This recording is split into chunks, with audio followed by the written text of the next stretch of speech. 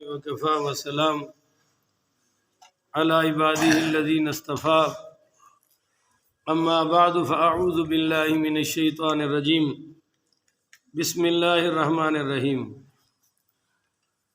معزز محترم محتشم سامعین حضرات، 14 دسمبر بروز جمعرات 2022 بعد نماز فجر کا بدھ ہے، بروز بدھ 2022 بعد نماز فجر کا یہ درس حدیث مصطفیٰ صلی اللہ علیہ وآلہ وسلم ہمارا یہ سلسلہ وار گفتگو ہے شرح ادب المفرد۔ آج اس کی یہ قسط نمبر 129 ہے اور آج کا درس حدیث پاک انشاءاللہ حدیث نمبر 771 سے لے کر 775 تک جاری رہے گا۔ آپ دعا فرمائیے اللہ کریم مجھے شرح صدر کے ساتھ حق سچ بیان کرنے کی توفیق عطا فرمائے اور اللہ تعالی ہم سب کو عمل والی باتوں پر عمل پیرا ہونے کی توفیق عطا فرمائے۔ یہ ہے جی باب لا یحد الرجل الی اخیہ النظر اذا ولّا۔ کوئی آدمی اپنے بھائی کو تیز نگاہ سے نہ دیکھے جب وہ مڑ کر واپس چلا جائے، تو اس کو تیز نگاہ سے، یہ باب ہے۔ حدیث سنیے، حدیث نمبر 771۔ حدثنا بشر بن محمد قال اخبرنا عبد الله قال حدثنا حماد بن زید عن لیث عن مجاہد قال یکرہ ان یحد الرجل الی اخیہ النظر۔ حضرت مجاہد رحمۃ اللہ علیہ یہ بہت بڑے تابعی ہیں، حضرت عبداللہ ابن عباس کے شاگرد ہیں۔ یہ بیان کرتے ہیں کہ اپنے بھائی کی طرف میلی نظر سے دیکھنے کو مکروہ سمجھا جاتا ہے، او یتبعہ بصرہ اذا ولا، یا اس سے یہ پوچھے اپنے بھائی کو تیز نظر سے، ترچھی نظر سے، ٹیڑھی نظر سے دیکھنے کو مکروہ سمجھا جاتا ہے جب وہ پیٹ پھیر کر جدو کنڈ کر کے ٹر پوے واپس چلا جائے کوئی ہے۔ او یتبعہ بصرہ اذا ولا او یسالہ من این جئتا و این تذہب، اور یہ بھی مکروہ سمجھا جاتا ہے کہ اس سے پوچھا جائے کہ تو کہاں سے آیا ہے یا کہاں جا رہا ہے۔ تو یہ بچپن میں ہم دیکھا کرتے تھے کہ جب کوئی گھر سے نکلتا تھا پیچھے سے آواز مارتا تھا تو کہتا تھا یار تو چنگا نہیں کیتا، ساڈا کام نہیں ہونا۔ یہ سنیا تسی بھی گل تواڈے علاقے چ بھی ہے؟ ہاں، کہ یار تو مینوں پچھوں آواز مار چڑی ہے، ہن میرا کام ہونا، جس کام میں جا رہا سی نہیں ہونا۔ تو یہ تو کوئی بات نہیں ہے، اس بات کی تو کوئی حیثیت نہیں ہے، یہ تو ہے فضول کہ جی میں کسی کام پہ جا رہا تھا، تو نے پیچھے سے آواز مار دی، اب وہ میرا کام نہیں ہوگا، نحوست پڑ گئی تیرے آواز مارنے کی۔ تو یہ تو ہے جاہلانہ بات، اس بات کی تو کوئی اوقات نہیں۔ مگر جب کوئی جا رہا ہو تو ہم اس کو ٹیڑھی نظر سے دیکھیں تو اس کے دل میں تو یہی آئے گا کہ یہ مجھے مخالفت کی نظر سے دیکھ رہا ہے، محبت کی نظر سے، اور کیا کرتا سارا ہمارا خوں میں پڑ گیا، مہمان نوازی بھی کی، کھلایا پلایا، پر ذرا ٹیڑھی نظر سے دیکھ لیا، وہ سمجھتا ہے کہ پتہ نہیں اس کو کیا مصیبت پڑ گئی، یا جاتے ہوئے پوچھ لیا کہ کہاں جا رہے ہو، کہاں سے آ رہے ہو، تو یہ جائز ہے۔ یہ ذرا کراہت پر مبنی ہے، باقی کو دینی دنیاوی مسئلہ ہو تو پوچھا بھی جا سکتا ہے جی کہاں جا رہے ہیں، اب آپ نے کس طرف جانا ہے، اس میں کوئی حرج کی بات ہے، پر نہ کوئی دینی مقصد ہے نہ کوئی دنیاوی مقصد ہے، ایسے ہی کسی کی انٹروگیشن شروع کر دینا، تفتیش شروع کر دینا، یہ جائز نہیں ہے۔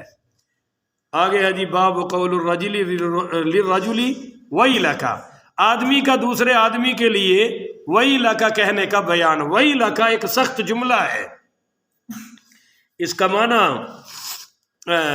تو ہلاک ہو، تو برباد ہو، یہ بھی معنی بن سکتا ہے، اور اس کا معنی یہ بھی بن سکتا ہے کہ تیرا ناس ہو۔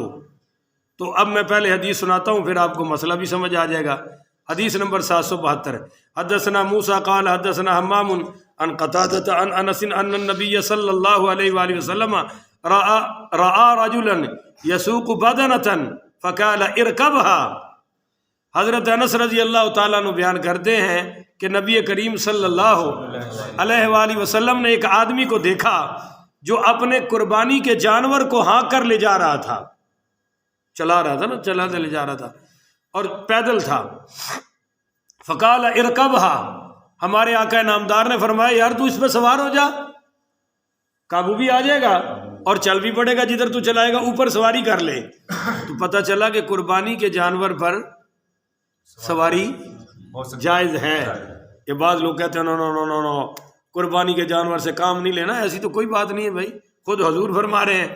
اچھا آپ نے اس کو فرمایا کہ قال ارکبھا، بھائی تو سوار ہو جا، فقال انہا بدنۃ، کہنے لگا جی یہ تو قربانی کا جانور ہے۔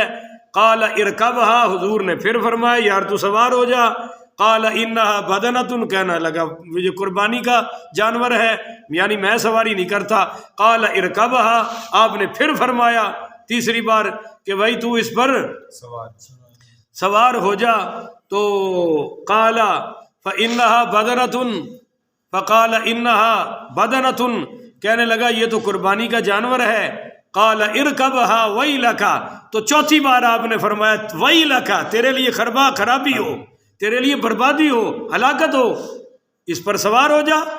مگر وہ سوار نہیں ہوا، پر آپ نے یہ جملہ فرما دیا ویلک، تو پتہ چلا کہ دعوت دینے والا، تبلیغ دینے والا، کرنے والا ایسا کوئی سخت جملہ کہہ دے تو کوئی حرج کی بات ہے؟ بولو نا، نہیں ہے۔ اگلی حدیث پھر سنیں، حدیث نمبر 773۔ حدثنا ابراہیم بن المنذری قال حدثنا ابو علقمۃ عبداللہ بن محمد بن عبداللہ بن ابی فروۃ حدثنی المسور بن رفاعۃ القرظی قال سمعت ابن عباس ورجل يسأله فقال انی اکلت خبزا ولحما فهل اتودع فقال ویحک اتودع من الطیبات۔ حضرت مسور ابن رفاعہ القرظی رضی اللہ تعالی عنہ بیان کرتے ہیں کہ ایک آدمی سے سوال کر رہا تھا کہ میں نے حضرت ابن عباس رضی اللہ تعالیٰ عنہ سے سنا، ایک آدمی حضرت ابن عباس رضی اللہ تعالیٰ عنہ سے سوال کر رہا تھا، اور وہ سوال کیا تھا کہ میں روٹی اور گوشت کھاتا ہوں تو کیا یہ کھا کر وضو کرنا مجھ پر لازم ہے؟ میں روٹی اور گوشت کھاتا ہوں تو کیا جب میں کھانا کھا لوں گوشت اور روٹی کا، دوبارہ لگا کے چیک کر لے یار، اچھا تو کیا مجھ پر روٹی کھا کر وضو کرنا فرض ہے؟ تو آگے سے حضرت عبداللہ ابن عباس نے فرمایا وہی حقا، وہ تیرے لیے خرابی ہو، وہ تیرے لیے بربادی اور ہلاکت ہو۔ اتودع من الطیبات، کیا تو پاک چیز کھا کر پھر وضو کرے گا؟ یعنی کھانے نے تیرا وضو توڑ دیا، وہی حقا، یہ ایک جملہ کہا۔ تو پتہ چلا کہ مسئلہ بتانے والا ایسا لفظ بول سکتا ہے، پر ہمارے کچھ بادشاہ ہوتے ہیں مقتدی، وہ فرشتے بن کر بیٹھتے ہیں مجمع میں، اور فرشتے کون سے؟ بائیں کندھے والے، جنہوں نے صرف غلطی نوٹ کرنی ہے، اور بلکہ اس سے بھی اعلیٰ بن کر بیٹھتے ہیں کہ بائیں والا لکھتا ہے بولتا ٹوکتا، وہ غلطی نوٹ بھی کرتے ہیں، بولتے بھی ہیں، ٹوکتے بھی ہیں، کیونکہ وہ سمجھتے ہیں، اور وہ سمجھاتے کن کو ہیں؟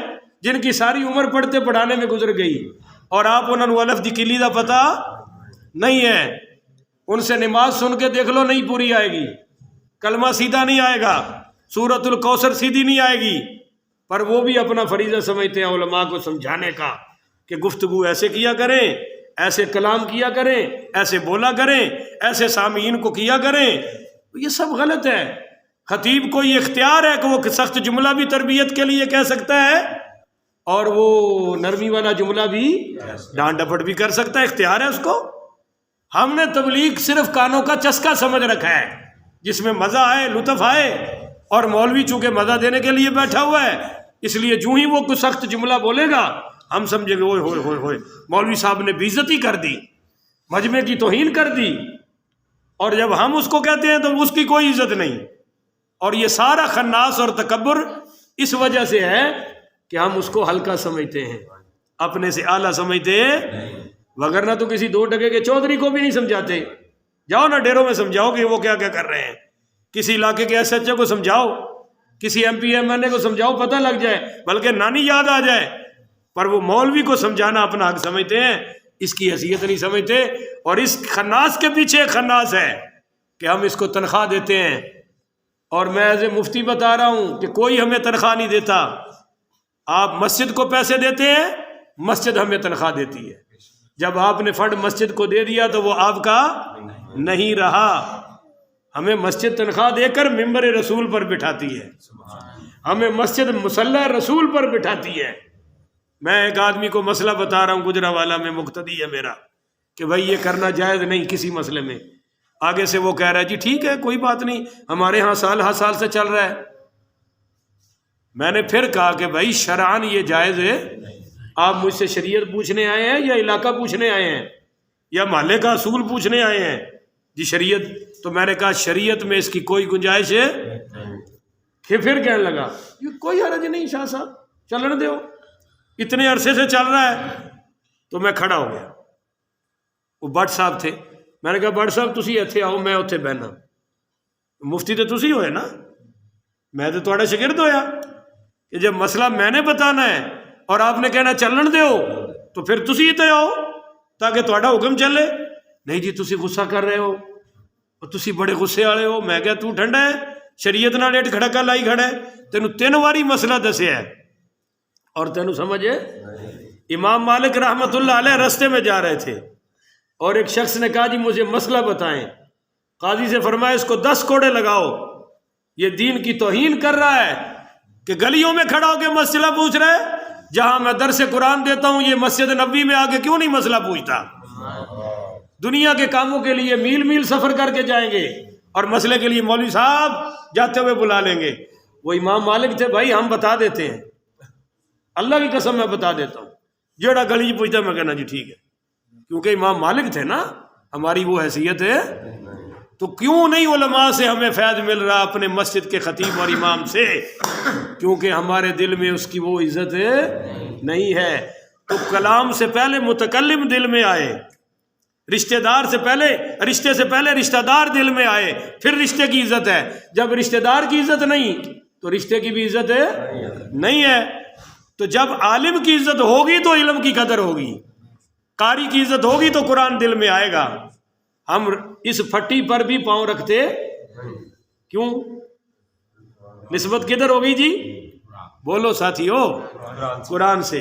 تو جیسے قرآن کی عزت ہے ایسے ہی حافظ قرآن اور قاری قرآن کی بھی عزت ہے، عالم دین کی بھی عزت ہے. تو یہ اللہ تعالیٰ ہمیں کرنے کی توفیق عطا فرمائے. خطیب سخت جملہ کہہ دے تو اس کو کوئی غصہ کرنے کی ضرورت ہے؟ وہ تو تبلیغ کے لیے کہہ رہا ہے، ذات کے لیے نہیں کہہ رہا. آگے ہے جی حدیث نمبر 700 نہیں جی 73 بیان ہوگی. 74 حدثنا علی قال حدثنا سفیان قال حدثنی ابو زبیر عن جابر قال کان رسول اللہ صلی اللہ علیہ وسلم یوم حنین بالجعرانۃ. تھوڑے جو کسی نے حج عمرہ کیتا ہے ماشاءاللہ، جیرانہ نہ جان دے نا، مقام جیرانہ جدو مدینہ جو واپسی جتھے احرام بنی دے وہ ہے جیرانہ، اے اون دی گل ہو رہی ہے. اوتھے سن حضور پاک پڑھیے صلی اللہ علیہ وسلم حنین کے دن تھے. حضرت جابر رضی اللہ تعالیٰ عنہ بیان کرتے ہیں اور یہ بھی کہتے ہیں کہ وَتِبْرُ فِي حِجْرِ بِلَالٍ، حضرت بلال کی گود میں سونا تھا، وہ مال غنیمت میں ملا تھا حنین سے، وہ سونا تھا. وَهُوَ يَقْسِمُ، حضور تقسیم فرما رہے تھے. اب تقسیم کر رہے تھے حضور اپنی مرضی سے، اور حضور کی مرضی اللہ کی مرضی ہے. تو فَجَاءَهُ رَجُلٌ، ایک شخص اور اوپر سے آ گیا، فَقَالَ اعْدَلْ فَإِنَّكَ لَا تَعْدِلْ، کہنے لگا محمد عدل کرو، انصاف کرو، آپ انصاف نہیں کر رہے ہو. اس کی تفصیل نا اب چونکہ ہمارا تو وقت تھوڑا ہے، حدیث نمبر بخاری شریف حدیث نمبر 4351، بولیے کیا حدیث نمبر ہے؟ 51. اس میں مولا علی رضی اللہ تعالیٰ عنہ کی روایت ہے کہ حضرت علی پاک رضی اللہ تعالیٰ عنہ نے سونا بھیجا اور حضور پاک صلی اللہ علیہ وآلہ وسلم نے 4 بندوں کو زیادہ عطا کر دیا. اور قریشیوں نے اعتراض کیا کہ یہ جو نئے نئے مسلمان ہوئے ہیں ان کو زیادہ دے دیا اور ہمیں تھوڑا دیا. تو آپ نے فرمایا بھائی میں نے تو اس لیے دے گا ان کے دل پکے ہو جائیں. اس بخاری کی حدیث میں ان 4 بندوں کا نام بھی ہے جن کو حضور نے دیا. بعد میں ایک اور شخص آیا جس کے ٹخنے ننگے تھے دوڑی بڑی تھی، آنکھیں اندر گھسی ہوئی تھیں، گالیں باہر تھیں، اس نے بھی یہ کہا کہ محمد تو عدل نہیں کر رہا، عدل کر، انصاف کر، اللہ سے ڈر۔ تو آپ نے فرمایا اگر میں اللہ سے نہیں ڈرتا تو پھر اللہ سے ڈرنے والا کون ہے، اللہ کی فرمانبرداری کرنے والا کون ہے؟ تو خیر وہ بھی حدیث ہے۔ آپ نے فرمایا اس سے ایک نسل چلے گی جو قرآن بہت پڑھیں گے مگر قرآن ان کے حلق سے نیچے، وہ وہاں ہے، میں نے ریفرنس دے دیا، نمبر دے دیا۔ اب یہاں سن لیں، وہ کہنے لگا کہ فَإِنَّكَ لَا تَعْدِلُ فَقَالَ وَيْلَكَ، فرمایا تیری ہلاکت ہو، فَمَن يَعْدِلُ إِذَا لَمْ أَعْدِلْ، اگر میں عدل نہیں کر رہا تو عدل کرنے والا کون ہے؟ تو یہ کہہ رہا ہے قال عمر، حضرت عمر پھر بولے دعنی یا رسول اللہ صلی اللہ علیہ وسلم اضرب عنق هذا المنافق، آپ مجھے اجازت دیں میں اس کی گردن اتاروں، یہ منافق ہے۔ فقال ان هذا مع اصحاب اللہ او فی اصحاب اللہ، آپ نے قتل کی اجازت تو نہیں دی، آپ نے فرمایا بے شک یہ اپنے ساتھیوں کے ساتھ ہے یا اپنے ساتھیوں میں سے ایک ہے، یمرقون من الدین کما یمرق السہم من الرمیۃ۔ ہاں آپ نے ایک جملہ درمیان میں فرمایا کہ یقرون القرآن لا یجاوز تراقیہم، کہ یہ قرآن بہت پڑھیں گے مگر قرآن ان کے حلق سے نیچے نہیں اترے گا۔ یہ آپ سمجھے کہ خارجیوں کی علامت ہے، لفظ بولے کن کی علامت ہے؟ کہ وہ جو بخاری شریف کی حدیث ہے نا 4351، اس میں تو آپ نے فرمایا ان کی ایک علامت اور ہوگی، یہ کافروں کو قتل نہیں کریں گے، مسلمانوں کو قتل کریں گے۔ میں 2013 میں جب پہلی بار عمرے پر گیا تو وہ چونکہ میرے سارے پچھلے غیر مقلد اہل حدیث دوست تھے، انہوں نے میری دعوت کی، کافی سارے جمع ہو گئے، پاکستان کے مختلف شہروں سے بھی تھے۔ اب جب میں تو چپ کر کے بیٹھا تھا، مجھے پتا تھا ان کو مجھ پہ بڑا غصہ ہے کہ میں سنی ہو گیا ہوں، بریلوی ہو گیا ہوں، تو وہ جو سارے تو چونکہ عالم تھے، مولوی تھے، منافقوں والی آیتیں مجھ پہ پڑھنے شروع ہو گئے، ایک پڑھے ادھرو، ایک پڑھے ادھرو، ایک پڑھے ادھرو۔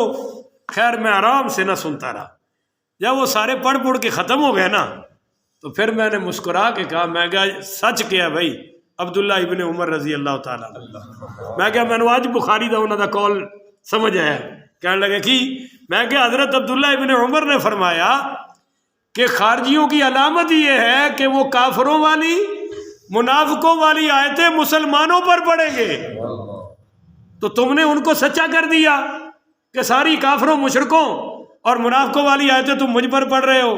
تو وہ جس میزبان نے بلایا تھا نا، تھا تو وہ بھی اہل حدیث، میں کہنے لگا بھئی شاہ صاحب نے تواڈے سارے دا گھر پورا کر چھڑیا ایکو حدیث سنا کے۔ تو یہ خارجیوں کی علامت ہے، قرآن تو بہت پڑھتے ہیں پر مشرکوں والی آیتیں، یہودیوں والی آیتیں مسلمانوں والی اولیاء پر فٹ کرتے ہیں، مسلمانوں پر فٹ کرتے ہیں، مگر قرآن ان کے اپنے حلق سے نیچے۔ اچھا جی، لا یجاوز تراقیہم یمرقون من الدین کما یمرق السہم من الرمیۃ، آپ نے فرمایا یہ فرقہ دین سے ایسے نکل جائے گا جیسے تیر کمان سے نکل جاتا ہے۔ اچھا جی، ثم قال سفیان قال ابو الزبیر سمعته من جابر قلت لسفیان رواه قرة من عمر عن جابر قال لا احفظه عن عمر وانما حدثناه ابو الزبیر عن جابر۔ یہ علماء کے لیے ہے، آپ کے لیے نہیں ہے۔ آج کے درس کی آخری حدیث ہے، یہ آپ نے بڑی توجہ سے سننی ہے، بڑی کمال کی، بڑے مسئلے آ گئے اس میں۔ حدیث نمبر 775، حدثنا سہل بن بکار قال حدثنا الاسود بن شیبان عن خالد بن سمیر عن بشیر بن نہیک عن بشیر وکان اسمہ زحم بن معبد فہاجر الی النبی صلی اللہ علیہ وسلم۔ یہ حضرت بشیر بن نہیک رحمۃ اللہ علیہ، حضرت بشیر رضی اللہ تعالیٰ عنہ سے بیان کرتے ہیں کہ ان کا نام تھا زحم بن معبد۔ کیا نام تھا جی؟ یہ ان کا پیدائشی نام تھا۔ انہوں نے نبی کریم صلی اللہ علیہ وسلم کے ساتھ ہجرت کی، فہاجر الی النبی صلی اللہ علیہ وسلم فقال ما اسمک، جب وہ ہجرت کر کے حضور کے ساتھ آئے تو آپ نے پوچھا تیرا نام کیا ہے؟ قال زحم، کہنے لگا میرا نام زحم ہے۔ قال بل انت بشیر، فرمایا تیرا نام بشیر ہے. یہ زحم نام ٹھیک ہے؟ پتہ چلا کہ جس کا نام صحیح نہیں ہوتا تھا حضور اس کا درج تبدیل فرما دیتے تھے. اگر معاویہ نام کا وہ معنی ہوتا جو نیم رافضی اور رافضی کر رہے ہیں تو حضور اس کو کبھی برداشت فوراً تبدیل فرما دیتے. اور بھی معاویہ نام کے صحابی ہیں، معاویہ لیثی بھی ہیں، اور معاویہ بن معاویہ بھی ہیں، اور معاویہ بن ابی سفیان بھی ہے. کسی کا نام حضور نے چینج نہیں کیا. تو پتہ چلا کہ معاویہ کا وہ معنی ٹھیک نہیں جو یہ دشمنان صحابہ کرتے ہیں. ٹھیک ہے جی. بل انت بشیر، تیرا نام بشیر ہے. قال بینما انا امشی مع رسول اللہ صلی اللہ علیہ وسلم اذ مر بقبور المشرکین. کہتے ہیں پھر میں حضور کے ساتھ چلا، آپ قبروں میں گئے تو قبریں کن کی تھی؟ مشرکین کی.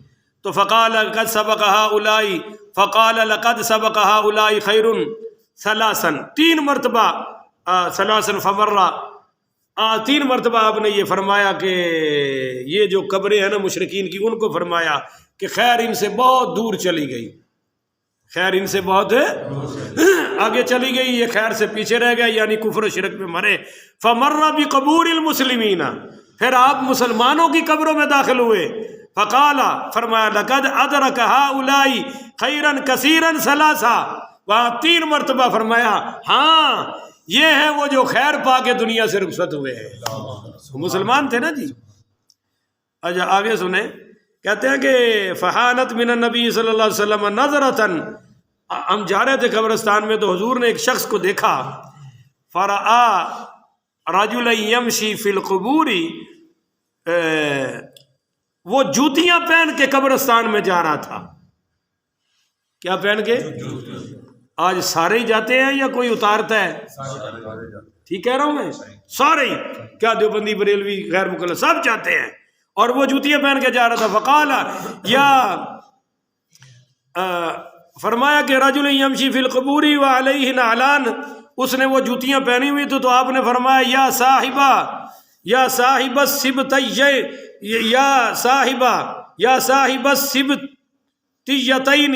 القی سبتیتیک،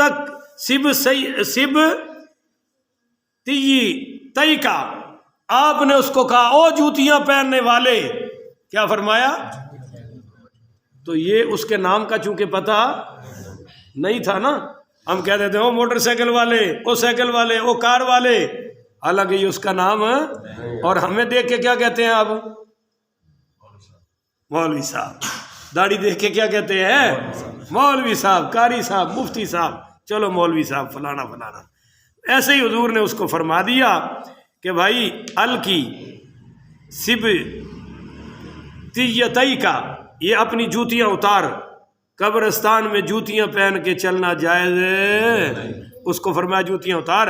فنظر الرجل فلما رأى النبي صلی اللہ علیہ وسلم خلعن علیہ فرما بہما، اس نے اپنی جوتیاں اتار دی اور وہ ننگے پیرے چلا.